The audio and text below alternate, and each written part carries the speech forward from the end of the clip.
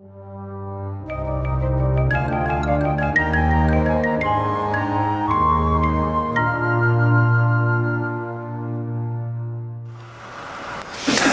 has 18 statutes. I'm just going to go quickly and then I want to talk about marriage. A man shall leave his parents and cleave to his wife, and they will become one flesh. Marriage contract is between the father of the bride and the groom. We don't do that today. Husbands have authority over their wives. Sometimes, well, we don't do that today either. I'll just say that I'm not being flippant. You'll see what I mean by that.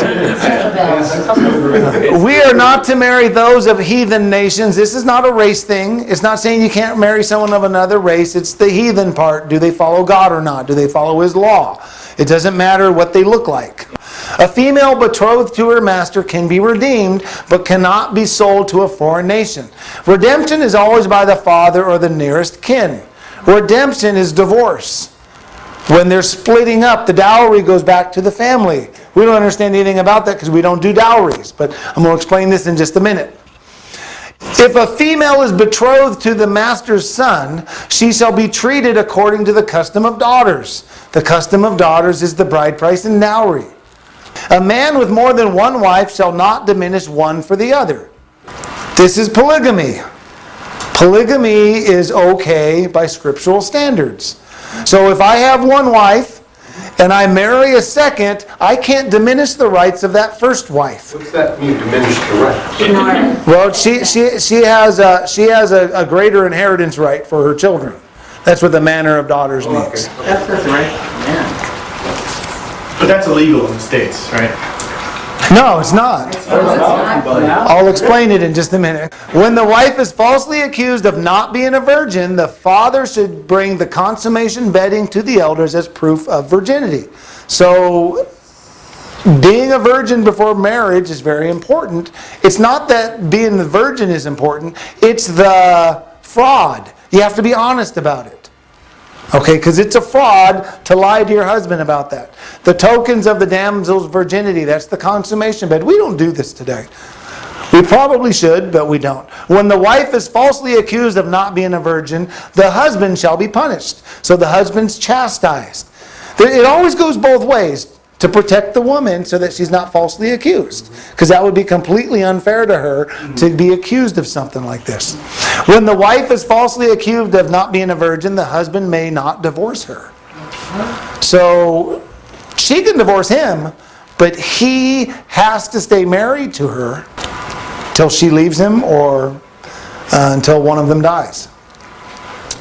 A man must not remarry his wife if she has slept with another man. So if you get divorced, you can get remarried, but if she's married someone else and then divorced again, you can no longer remarry. He who has taken a wife is given a year to rejoice with her. God's honeymoon period is a year. We're shortchanging ourselves very significantly. He shall be free at home 1 year and shall cheer up his wife which he has taken. Don't you love the King James? King James, yes. A newly married man is free from military and business for 1 year. So he shall not go out to war, neither shall he be charged with any business. He's on his honeymoon. A widow with no children is not to marry a stranger. She must marry her husband's brother. This was the same one I had in the inheritance. This is really more, it's not as much marriage, but it's inheritance, because I had this in the inheritance statute. It's to protect the brother's lineage. Oh, my. Okay, we don't do that today. It kind of creeps us out today, but... And if we think of marriage biblically, which is where I'm going to go, it'll start making sense. But we've turned marriage into an emotion. Is this all going to come back into at some point in history? In the millennium, we're going to be doing this. We're going to be doing all There's this? no doubt about it. Great. Okay, there's some laws of a jealous husband, which is kind of complicated. Then I'm going to talk about what marriage really is. If a man believes his wife was unfaithful, but does not have any witnesses, he shall bring her to the priest with a barley offering with no oil or frankincense. Okay? If it be hid from his eyes, he doesn't know if she was unfaithful. He shall bring his wife unto the priest with a barley meal, no oil, nor put frankincense thereon, because it's an offering of jealousy, not for, something pleasant, basically. The priest shall mix dust from the tabernacle floor with water from the laver and charge the woman with an oath while her head is uncovered. Okay, so they're going to charge her with an oath. All right, he's going to take it from the dust of the floor, uncover the woman's head, and charge her with an oath. The priest shall write these curses in a book and blot them out with the bitter water. Then he will cause the woman to drink the bitter water and wave the offering before the Lord and offer it on the altar. This is really kind of a crazy thing we got going on, but it starts to make sense when we read a secular writing.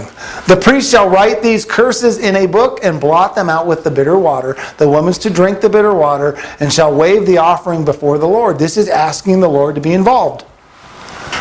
If the woman is guilty, her belly will swell and her thigh will rot. If she is not guilty, she shall conceive seed and be guiltless. Her belly will swell and her thigh shall rot.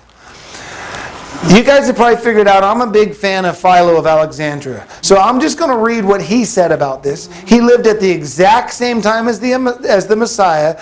And when you read it doesn't really answer a lot of the questions you have, but it starts to make more sense. Because I, to this day, don't know why you're picking up dirt, mixing it with water, there might be a logical reason for it, but I don't know it. Law of the jealous husband. This is what Philo said. He said, but cases in which guilt is only suspected, it does not choose should be investigated by men, but it brings them before the tribunal of nature, since men are able to judge of what is visible, but God can judge also of what is unseen. God says to the man who suspects such a thing, write an accusation and go up to the holy city with thy wife, and standing before the judges, lay bare the passion of suspicion which affects you, not like a false accuser or treacherous enemy, seeking to gain the victory by any means whatever, but as a man may do who wishes accurately to ascertain the truth without any fraud. And the woman having incurred two dangers, one of her life and the other of her reputation. If she be pure, let her make her defense with confidence. So the woman's making a defense. But if she be convicted by her own conscience, let her cover her face, making her modesty the veil for her iniquities. But if the charge which is made against her be contested, and if the evidence be doubtful, so as to incline to the either side, then let the two parties go up to the temple, and let the man stand in front of the altar, in the presence of the priest for the day, and then let him state his suspicion and his grounds for them. What's happening here? She's being put on trial. This is the appellate process. Yeah. This is the part the scripture doesn't say much about. But Philo filled us in on all the details. It starts with a written accusation in the lower courts outside of Jerusalem. The woman makes her defense. If the lower courts could not make the decision, which happens in all of our lower courts, then they travel to Jerusalem to a higher court. That last paragraph was in Jerusalem. It was a higher court in Jerusalem. If the evidence is doubtful, they will go to the temple and God will make the judgment. Okay? To me, what this tells me is how important marriage is to God. That He has put a provision for Him to make the judgment in some circumstances. He didn't do it for other laws. He did it for marriage. And infidelity in marriage. And a way to solve this problem when you don't know. What if can the woman do that to the husband? I personally, the scripture doesn't say one way or the other, but I personally believe yes. In every other judgment that was made in the scripture, God went both ways, equal rights for women when it comes to that. And there's nothing in scripture that says they can't. So I would say yes, but you don't find the judgment adjudicated in the scripture.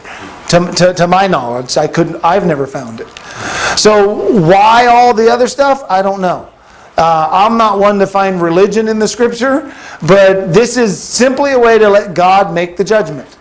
And He will make the judgment by ruining her reputation, by making her belly swell and her thigh to rot. What a lot of people think the thigh to rot means is her reproductive organs. She's going to become barren and she can't produce and she's going to have damaged parts. If she's innocent, she's going to give child, which is exactly what God's capable of doing. If she bears children, all the proof in the world, she's not guilty. And that's all she's got to wait for. So I've been looking for a scientific explanation for that weird process that's going on, and I don't think it's science. I think it's just God. I'm more convinced after reading Philo that if God's using that process, it's God doing it, and God's making the judgment for the man and wife to determine this. So there are three types of marriage. This is what I was trying to get at, all right? There's a civil law marriage. This requires a marriage license. There's a common law marriage. This is a contract between the husband and wife. And then there's a patriarchal marriage. This is a contract between the husband and the wife's father. Which one's biblical? The two bottom first. Yeah. Well, you know I love the common law, but there's a place for this when the father's not available.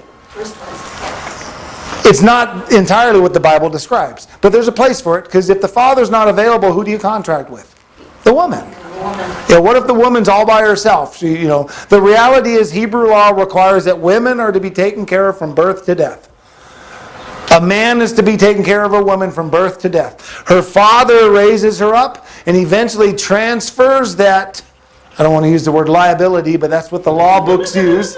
The law books use liability, but transfers the liability to take care of her to the husband. When the husband, if divorce happens, they go back to the father. And that's the way it's supposed to work. So women are always, that's a higher status for women. It's not a lower status, and our problem is we flip that thinking. Okay, what is a civil law marriage? Civil law marriage is a marriage license. When you repeat your vows, this is what the Ohio Legal Service says. This is what the laws in Ohio say. When you repeat your marriage vows, you enter into a legal contract. There are three parties to that legal contract. Wait, how many people are you marrying?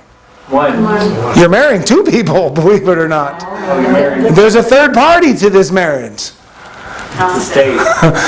You, your spouse, and the state are the three people getting married. The state is a party to the contract because under its laws, you have certain obligations to the state and responsibilities to each other, to any children you have, and to the state. That's what a marriage license is. We used to not do this. Marriage licenses are new. Why are we doing it today? When did they start marriage licenses? They started in the 1800s after the Civil War. Not everybody did it right away. It's only recently that everybody's doing it. But that's the process. It takes time.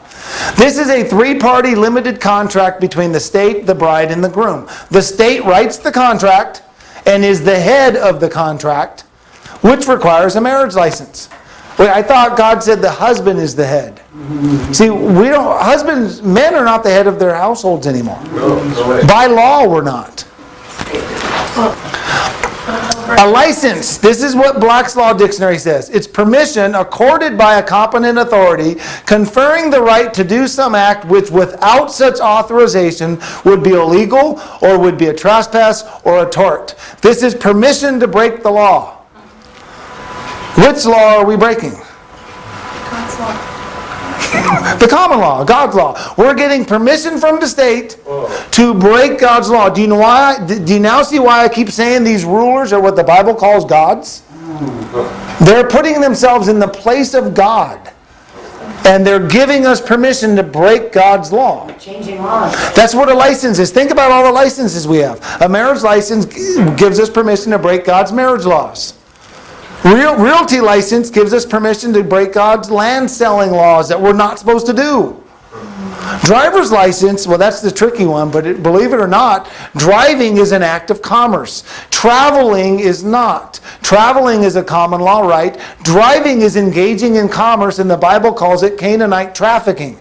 It goes all the way back to the traffickers in Canaan. It's forbidden in God's law. So when they tricked us, we're not really engaging in commerce, but that's what we're getting the license to, which is why they can regulate it. Do you see what's going on? This is what a civil law marriage is. Do you need a marriage license to be married? Nope. Did Abraham have a marriage license? Nope. No, it's not necessary. And our courts will rule based on the marriage contract you had. A common law marriage. A common law marriage is an agreement between a man and a woman to enter into a marital relationship without a civil or church ceremony. This is why I'm not a huge fan of common law. There should be a public ceremony. Okay, there should. That's biblical. But the common law is not perfect. It's the best thing we got for God's law today. You can still do that. But you can still do it. Yeah, there's nothing saying you can't. Okay, this is a two-party contract between the bride and the groom. There is no license and the state is not involved. Why do we want the state involved? We don't. No, we don't. Why would we want the state involved? We get screwed up. A patriarchal marriage is the manner of daughters. This is what the scripture commands us to do. It contains a bride price, commonly called bride wealth. The bride wealth, also called a bride price or marriage payment, is payment made by a groom or his kin to the kin of the bride in order to ratify the marriage. Without a bride price, a patriarchal marriage is not ratified. In such cultures, a marriage is not reckoned to have ended until the return of the bride wealth or bride price has been acknowledged, signifying divorce. So the bride price is a down payment. If the marriage falls apart, the bride price goes back to the wife's family. Do you see how this is her protection? Let's read on. A dowry, that's the property which a woman brings to her husband in marriage, now more commonly called a portion. It is given to the husband to be enjoined by him so long as the marriage shall last, and the income of it belongs to the husband. Do you see how valuable this is? Income. Yes. Well, the dowry does not belong to the husband, but he has control over it. Gotcha. When the divorce happens, he loses control of it. You know, we got that all messed up in India. Well, India does bride price, they just do it wrong. They do it all wrong. Yes, they Then do. they burn the wife when it runs out. They've got it backwards. Spend the hour, yeah. We're better off with what we're doing probably than what India is doing. A portion is the share falling to a child from a parent's estate. Portion is especially applied to payments made to younger children out of the funds comprised in their parents' marriage settlement. Do you remember the inheritance we talked about? The portion is the inheritance. The firstborn male gets the double portion. The rest of them get the portion. Women get their dowry. Fathers take care of their daughters until they marry them off. And then they give their inheritance and it becomes part of the marriage. If I were selling my daughter, I would get a high bride price because that bride price becomes her dowry. And then whatever I add on top of it. And it's the wealth of my daughter that she brings into the marriage. Do you see how this is her protection? And what you add to it, the dowry? Yes. Yeah. If I didn't have anything to add, the bride price would just be the dowry. But a good father is going to add some to it. But the reality is what you're trying to do is set up your daughter to have success in her marriage. And I'm talking business now, you guys, not emotional success. Okay? This is a female's inheritance. The husband is the head of the marriage in this one. Literally the head. So this dowry belongs to the husband. But if they get divorced, that dowry, all of it goes back with the wife, with the woman. So he loses out on divorce. Do you see how this is going to protect marriage? Yeah. Can you see that? Yes. What if you get divorced because of her fault?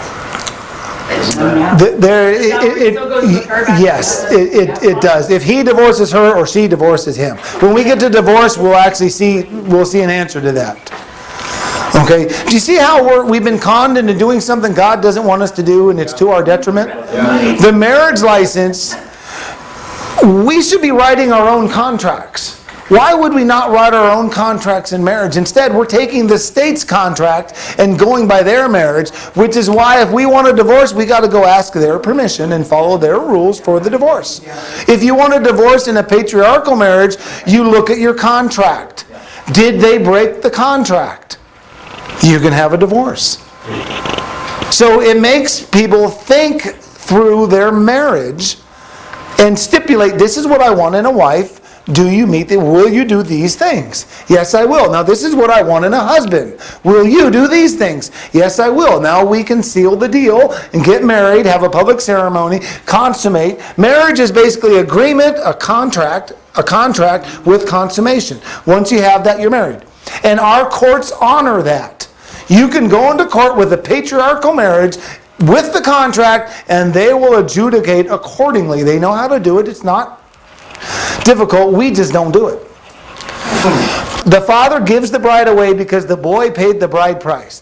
The father is divesting himself of the liability of his daughter. He's required to take care of her. The boy is accepting the liability of the daughter. Now the boy is required to take care of her. And in case of divorce, that just flips back. Or to the next oldest kin. If the father's dead, the oldest brother. That brings up polygamy. Polygamy is the offense of having several wives or husbands at the same time, or more than one wife or husband at the same time. Notice how it says offense? It's not an offense in the scripture. We think of it that way today. If he take him another wife, her food or raiment, and her duty of marriage shall not be diminished. How can it be sin if God regulated how we do it? If God gave us laws on how to do it, how is it sin? We think it's wrong and it's not. You can have multiple wives if you don't have a marriage license. Reynolds versus United States tells you that. It's from the 1800s. If he didn't have a marriage license, he can have multiple wives. Because the state's out of it. But since we signed the state's contract, you have to follow their rules. And it's just that simple. If you write your own contract, if your wife says, yeah, I'll marry you, but you can't marry anybody else. If you put that in the contract, can you marry someone else? No. No, you're in breach of contract now. So why don't we regulate our own marriage contracts? It doesn't make sense. You can't. Here's the difference. If you have a marriage license, you get the state's benefits. If you don't have a marriage license, you don't. So you can't write off your taxes, your children. You can only write off your taxes of your children if they have a birth certificate and you have a marriage license and you have all of their contracts in place. You don't get their benefits. See, do you want God's benefits or do you want the United States benefits? Tax benefits aren't They're there. trying to bribe you. No, they're not. It's not even worth it. Yes. Doesn't the New Testament say that the man should be a husband of one wife? Well, that's for a deacon, and it's a good policy, but I'm going to talk to you about, let me finish this. Polygamy is only illegal if you have a marriage license. Polygamy is a social status. Marriage is God's business model. We think of it emotional today. Marriage is not emotional, it's a business model.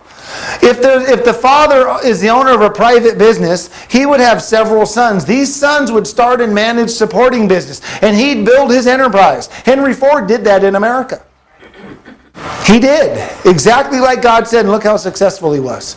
The competition to this is called a corporation. Corporations are the state's business model. The state is a corporation. I went over that several lessons ago. They recruit businesses to incorporate under them. This is how the state reproduces. So, marriage is the common law equivalent to a vertically integrated corporation. How corporations are tiered and build a business model? God's model was marriage, and you'd build through your family. So what's polygamy for? All right. Who should be polygamous? Rich people. Very successful and wealthy people. You have to be able to afford it. None of us should be polygamous. I'm just going to be blunt about it. None of us should be polygamous. You don't marry multiple wives for pleasure. Okay, I'll just put it that way. So why are you teaching us? We could be out of here right now. Yeah, you're right. Small business owners and those who work for wages should not be polygamous. There's no reason for us to do it. This is for a very small few. If you think about the people in the scripture, it was David. So these were the biggest, most powerful people in the land. Kings. Regular old people weren't. Abraham, we don't realize, but if you count the number of cattle he had hundreds of men for servants. How many servants do you guys have? How many do you have working for you? A few. Some of us might have one or two, but we're not like, so big. And the reality, this is supposed to be our family and a family enterprise.